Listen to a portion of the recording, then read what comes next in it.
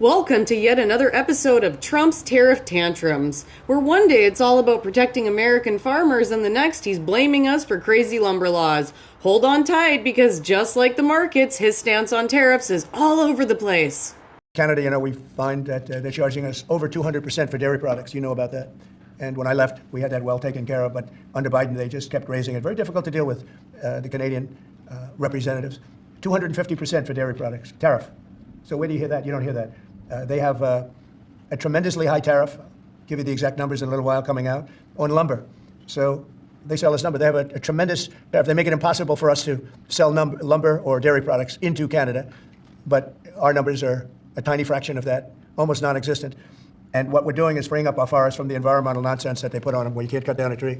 And we have to cut down trees in order to build the firewalls. And those trees are sold. But we're freeing it up on an emergency basis because Canada has been ripping us off for years on tariffs for lumber and for dairy products. 250%, nobody ever talks about that. 250% tariff, which is taking advantage of our farmers. So that's not going to happen anymore. They'll be met with the exact same tariff unless they drop it. And that's what reciprocal means. And we may do it as early as today, or we'll wait till Monday or Tuesday.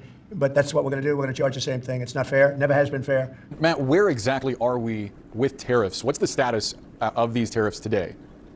Yeah, it's incredibly confusing. It feels like every hour almost there's a new tariff that is threatened or dialed back or delayed. I haven't looked at my phone in 90 seconds, so I might have missed another tariff threat on Truth Social. But look, 20% tariffs on China, that did kick in on Tuesday. There's also 25% tariff on Canada and Mexico, excluding autos and products that are compliant with the USMCA trade agreement. 10% tariff on Canadian energy and potash, which is a compound used to make fertilizer that American farmers need. But look, there's more tariffs that are on the way, maybe. I mean, the president has threatened to impose new tariffs on steel and aluminum imports next week. Early April, there's tariffs that loom potentially on products from the European Union, on autos. There's the reciprocal tariffs. And then later on this year, potentially tariffs on copper and lumber, timber, semiconductors. You mentioned the new tariffs that were just threatened today on Canadian dairy products as well. We've seen trade policy uncertainty just go through the roof. There's an index that tracks that. It's the highest it's ever been going back to 1960. And so right now, everyone's trying to make sense of it all, right? It's a lot of uncertainty and chaos for investors, for CEOs, and for small business owners to try to make sense of. Boris?